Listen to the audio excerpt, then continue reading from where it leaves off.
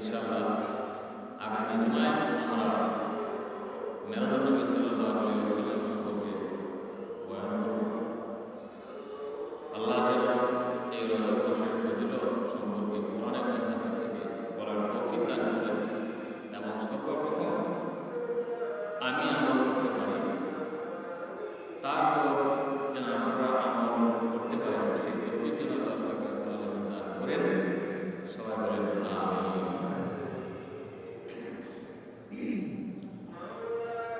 রজব মাস এমন একটা সম্মানিত মাস।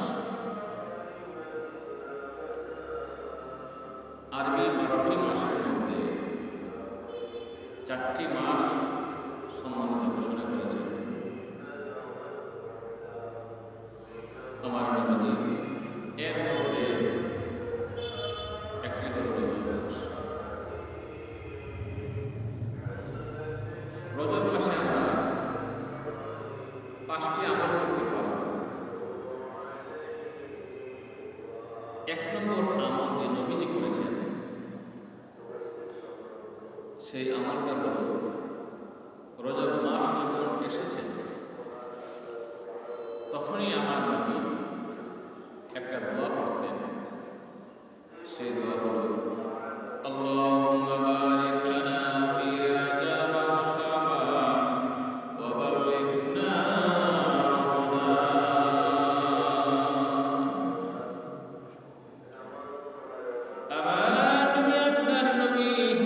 যখন রজব মাস উপস্থিত হইত তখন এই দোয়াটি বেশি বেশি তেলাওয়াত করতেন। এই দোয়ার উদ্দেশ্য হলো যে আল্লাহ আমাকে রজব এবং শাবান মাসের বরকত রহমত দান করো, ফজিলত আমাকে দান করো এবং আমাকে রমজান পর্যন্ত পৌঁছায় দাও। অর্থাৎ রমজান পর্যন্ত আমার হায়াত বাড়ায় দাও।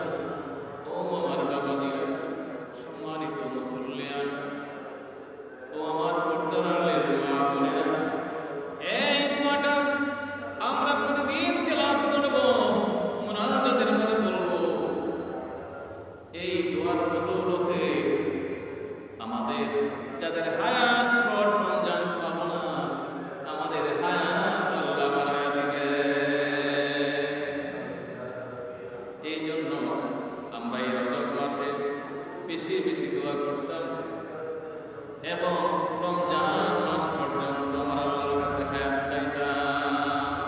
আল্লাহ যদি আমাদের হায়াত কম থাকে, যদি না থাকে, তাহলে এই দোয়ার বদৌলতে বরকতে আমার হায়াত রমজান মাস পর্যন্ত বাড়ায় দাও। দ্বিতীয় নম্বর, রমজানের প্রস্তুতি নেওয়া, রোজার প্রস্তুতি নেওয়া, অর্থাৎ বেশি বেশি আমল করা এবং রোজা রাখা, রমজানের জন্য প্রস্তুতি নেওয়া। তৃতীয় নম্বর হলো রজব মাসকে সম্মান করা। রজব মাসকে সম্মান করা আমরা কিভাবে সম্মান করব? এই মাসে পাপ কাজ থেকে দূরে থাকবো, গান বাজনা থেকে দূরে থাকবো, বেশি বেশি নেক আমল করব, তাহলে এই মাসের সম্মান বজায় থাকবে। 4 নাম্বার হলো, সংক্ষিপ্ত করে বলছি, সময় কম, অল্প সময়ে বেশি কথা বলতে হবে। 4 নাম্বার হলো কিছু কিছু নফল রোজা রাখা। যদি পারি বেশি রাখবো, আর যদি একান্তই না পারি তাহলে অন্তত পক্ষে একটি রোজা রাখবো, এক রাত্রি জাগরণ করব। হাদিস শরীফে আছে, আমার নবী, আপনার নবী, সাহাবী সাওবান রাদিয়াল্লাহু তাআলা আনহু বর্ণিত, নবীজির সঙ্গে ভ্রমণে বের হইলেন। বের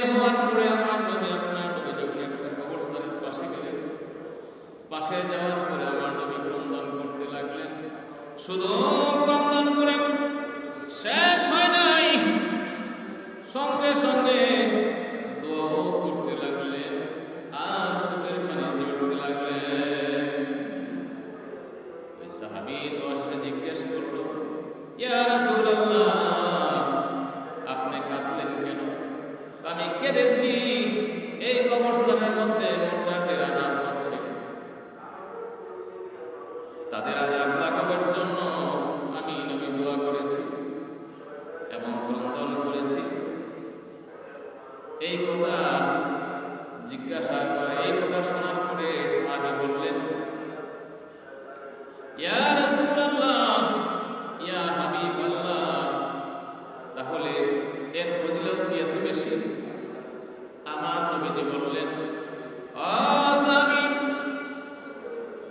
এই রজব মাসে যদি একটি রোজা রাখি, অন্ততপক্ষে এক রাত্রি জাগরণ করে ইবাদত করে, তাহলে ওই বান্দা বান্দির আমলনামায় 1 বছরের রোজার সওয়াব আর 1 বছরের রাত্রি জাগরণ করে ইবাদত করার সওয়াব আমার আল্লাহ ওই বান্দা বান্দির আমলনামায় লিখে দিবেন। বড় করে বলেন আল্লাহু আকবার।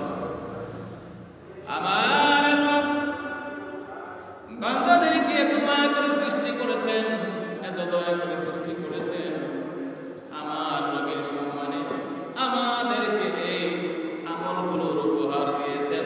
অল্প সময়ে বেশি বেশি আমল করার তৌফিক আমার আল্লাহ দান করেছেন এবং অল্প আমলে বেশি সওয়াব আমার আল্লাহ দান করেছেন। 5 নাম্বার হলো তাহাজ্জুদ পড়া। এই মাসে আমরা 5টা আমল করার চেষ্টা করব। সংক্ষিপ্ত করে বলে দিচ্ছি, সময় তো 5টা আমল করব। 5ম নাম্বার আমল হলো আমরা তাহাজ্জুদ নামাজ আদায় করব।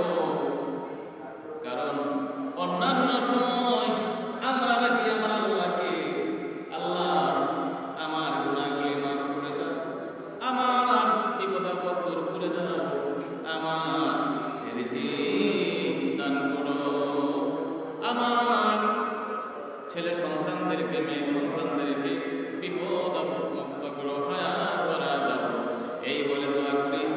আর তাহাজ্জুদের সময় আমার আল্লাহ এসে বান্দাদেরকে খোঁজ খবর নেয়, কে আছো, তোমরা আমার কাছে দোয়া করো, আমি তোমাদের দোয়া কবুল করব, কি দরকার তোমরা চাও, আমার আল্লাহ প্রথম আসমানে এসে ডাকে। এই জন্য আমরা এই রজব মাসে বরকত ফজিলত হাসিলের জন্য আমরা তাহাজ্জুদ নামাজ আদায় করার চেষ্টা করব। কারণ যারা আল্লাহর ওলি হয়েছেন, তাহাজ্জুদ নামাজ ছাড়া আল্লাহর ওলি হওয়া যায় না। দেখবেন তাহাজ্জুদ নামাজ যদি আদায় করেন রেগুলার প্রতিদিন, দেখবেন আপনার চেহারা যদি কালো হয়, সে বর্ণ হয়, তারপরেও একটা নুরানি ঝলক দিবে, একটা আলো সৃষ্টি হয়ে যাবে। যারা তাহাজ্জুদ আদায় করেন, আমি জানি না কারা আদায় করেন, এটা হলো গোপন কথা বলা চলে। অন্যান্য নামাজ আদায় করবেন আলোর মধ্যে, আর তাহাজ্জুদ নামাজ আদায় করবেন অন্ধকারের মধ্যে, আলোর মধ্যে আদায় করবেন। দেখবেন আপনি তাহাজ্জুদ নামাজ আদায় করতে করতে যখন 20 দিন, 25 দিন, 21 দিন চলে যাবে, অনেক আলামত আপনি লক্ষ্য করবেন। আপনারা তাহাজ্জুদ নামাজ আদায় করে, যারা আদায় করেন তারা আমার সঙ্গে বলবেন, হুজুর আপনি যে বলছিলেন আমি তো এই আলামত পাইছি, পাবেন।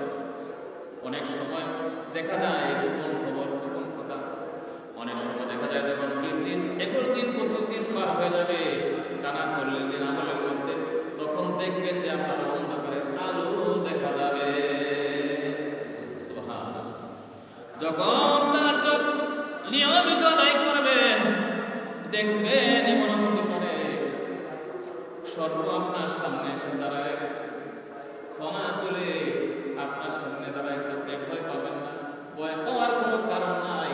এইসব আলামতগুলো যখন আপনি দেখতে পারবেন, তখন এই বুঝতে পারবেন আপনার আল্লাহ তাহাজ্জুদ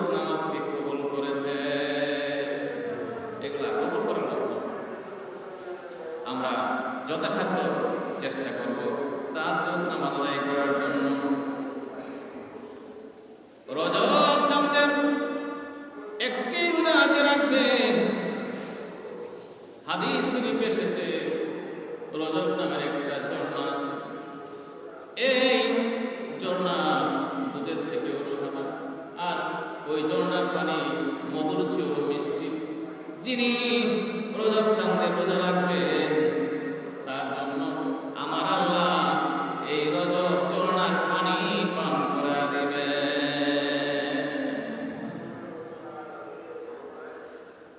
আমি যে একখানা হাদিস তেলাওয়াত করেছিলাম, মান আদরাকা শাহরা রাজাব ফাগাসালা ফি আউয়ালিহি ওয়া আওসাতিহি ওয়া আখিরিহি খারাজা মিন জুনুবিহি কায়াউমি ওয়ালাদাতহু। যে বান্দা বান্দি রজব মাস পাইয়া গোসল করলো প্রথম তারিখে অথবা মধ্যম তারিখে এবং শেষ তারিখে, শেষ সময়ে অর্থাৎ আউয়ালিহি মানে প্রথমে, আওসাতিহি মানে মধ্যমতে 1 তারিখে বা 15 তারিখে, এবং আখিরিহি এবং শেষ তারিখে মানে 28-29 তারিখের রাত্রিতে যিনি গোসল করবেন ইবাদতের নিয়তে, হাদিস শরীফে এসেছে সে এমন ভাবে গুনাহ থেকে পবিত্র হয়ে যাবে যেমনি ভাবে একটি শিশু গুনাহমুক্ত হয়ে এই পৃথিবীতে আগমন করে। এইরকম ফজিলত এই রজব চাঁদে আমাদেরকে আল্লাহ দান করেছে। ফজিলত বলে শেষ করা যাবে না। রজব মাস শেষ হওয়ার পর আমার আল্লাহ আসমানে উত্তোলন করে নেন। আমার আল্লাহ বলেন, ও রজব মাস, তোমাকে কে ভালোবেসেছে? তোমাকে কি ভালোবেসেছে? জবাব দেয় না রজব মাস। তৃতীয়বার যখন জিজ্ঞেস করে তখন রজব মাস উত্তর দেয়, আল্লাহ তোমার বান্দাদের দুরষ্টটি গোপন রেখেছ, গোপন করার নির্দেশ দিয়েছ। তোমার হাবিব বলছেন আমি রজব ও নবদীর মানে আটকার কানে শুনি না। কি কারণে এই কথা বলছে? এই কারণে বলছে যে রজব মাসে শুধু আমি নেকামল শুনি আর বাদামল যারা করে, খারাপ আমল যারা করে, এইটা আমি রজব মাস শুনি না। আমাকে বদির ঘোষণা করা হয়েছে। আপনার হাবিব আমাকে হাটকার ঘোষণা করছে গ্রামে ঘুরে, শুদ্ধ ভাষায় বদির। আমার আল্লাহ রজব মাসকে ডাক দিয়া বলে, ও রজব, তোমার মধ্যে যেহেতু তুমি 12 মাসের মধ্যে যেহেতু তুমি একটু ত্রুটিপূর্ণ মাস মানে বদির, কানে শুনে না, আমি আমার তোমার এই মাসের বরকতে এবং আমার হাবিবের খাতিরে আমি আমার ত্রুটিপূর্ণ বান্দা বান্দীদেরকে ক্ষমা করে দিলাম। বড় করে বলেন না আল্লাহু আকবার। একটু জিকির করি লা ইলাহা ইল্লাল্লাহ, লা ইলাহা ইল্লাল্লাহ, লা ইলাহা ইল্লাল্লাহ, লা ইলাহা ইল্লাল্লাহ, লা ইলাহা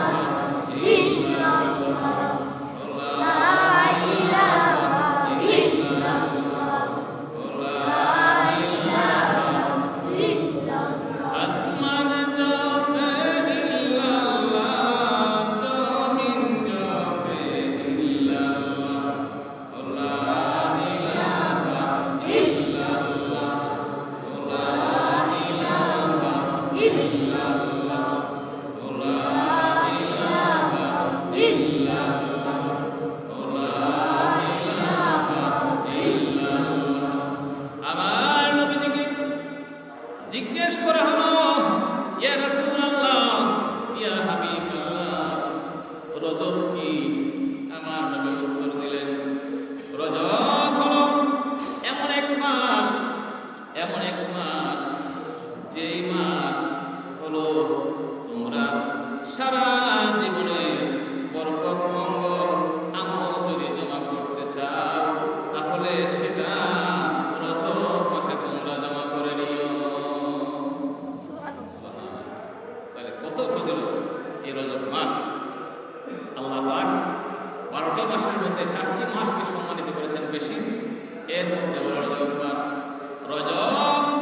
দেহের পবিত্রতা আনে, আর শাবান আত্মার পবিত্রতা আনে। রমজান হলো রূহের পবিত্রতা। হযরত আনাস রাদিয়াল্লাহু তাআলা হতে বর্ণিত, তিনি বলেন মুআজ ইবনে জাবালের সাথে সাক্ষাৎ হলো। আমি তাকে বললাম, হে মুআজ, তুমি কোথা থেকে এসেছো? মুআজ বলল, আমি রাসূলুল্লাহ সাল্লাল্লাহু আলাইহি ওয়াসাল্লামের কাছ থেকে এসেছি, ওনার দরবার থেকে এসেছি। সেখানে কি শুনেছেন? সেখানে কিছু শুনছেন? প্রশ্ন করল। হযরত আনাস প্রশ্ন করল, কাকে? মুআজ ইবনে জাবাল রাদিয়াল্লাহু তাআলা আনহু। তিনি বললেন, আমি তাকে বলতে শুনেছি, যে ব্যক্তি অত্যন্ত ইখলাসের সাথে লা ইলাহা ইল্লাল্লাহ পড়বে, অর্থাৎ জিকির করবে, নিঃসন্দেহে সে জান্নাতে প্রবেশ করবে। এই জন্য আমি হাদিসটা পড়ার আগে একটু জিকির করেছি। আবার একটু জিকির করেন, লা ইলাহা ইল্লাল্লাহ, লা ইলাহা ইল্লাল্লাহ, লা ইলাহা ইল্লাল্লাহ, লা ইলাহা ইল্লাল্লাহ, লা ইলাহা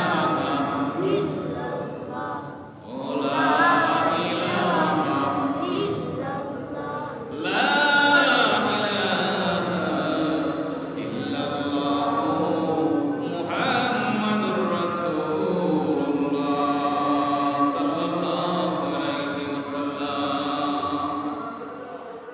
আমি আরো কথা শুনেছি। মুআজ বলল, যে ব্যক্তি রজব মাসে রোজা রাখবে, সেও জান্নাতে প্রবেশ করবে। অতএব আমরা তো ব্যবসায়িক মানুষ, অনেক সময় রোজা রাখলে হিসেব করে রাখতে হয়, কারণ আমাদের মানবদের ডিস্টার্ব হয় ভরে ওঠা। এই জন্য ইচ্ছা থাকা সত্ত্বেও অনেক রোজা রাখতে পারি না, সীমিত আকারে রাখতে হয়। একটু বুঝে শুনে, যে যার ঘরে বলে ডিস্টার্ব হবে না বা সমস্যা হবে না, এরকম পয়সা রাখতে হয়। যাই হোক, আপনারা তো নিজের বাসা তো ইচ্ছে করলে সারা মাসে রাখতে পারবেন, কিন্তু আমাদের ক্ষেত্রে একটু রেস্ট্রিকশন আছে, অনেকে বিরক্ত হতে পারে। তো এই জন্য আমরা ইচ্ছা থাকলে পুরো মাস রাখতে পারি না বা বেশি রাখতে পারি না, একটু ভেবে চিন্তে রাখতে হয়। আল্লাহ পাক অবশ্যই আমাদের এটা কবুল করবে। সুবিধা অসুবিধা আমার আল্লাহ দেখে নেবেন, কারণ আল্লাহ পাক রহমান এবং রহিম। আমি আলোচনার শুরুতে দুইখানা আয়াত তেলাওয়াত করেছিলাম সূরা জিলজাল থেকে। বিসমিল্লাহির রহমানির রহিম।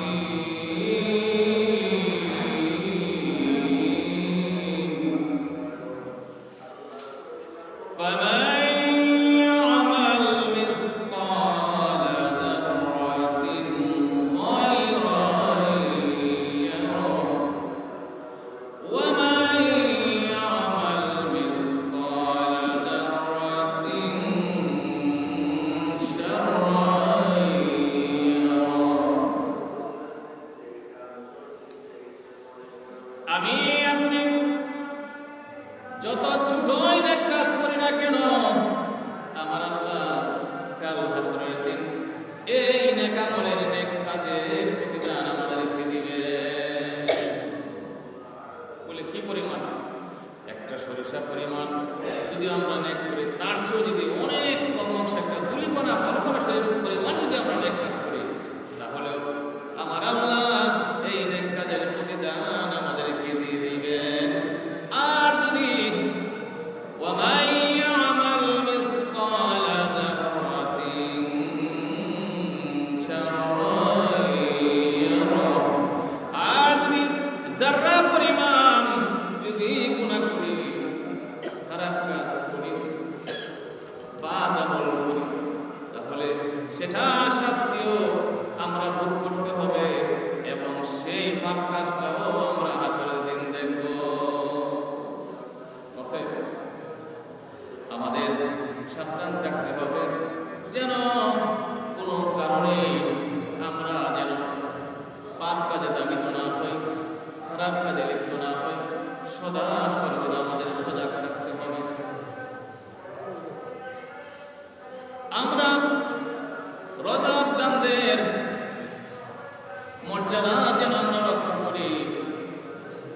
বেশি বেশি নেক আমলের মাধ্যমে আমরা রজব চাঁদ যেন আমাদের রজব চাঁদ যেন অতিবাহিত হয়, এই জন্য আমরা সকলেই চেষ্টা করব বেশি বেশি কোরআন তেলাওয়াতের জন্য, নফল নামাজের জন্য এবং তাহাজ্জুদ নামাজ পড়ার জন্য। এবং যে আল্লাহ আমাদেরকে তো সুন্দর করে সৃষ্টি করেছেন,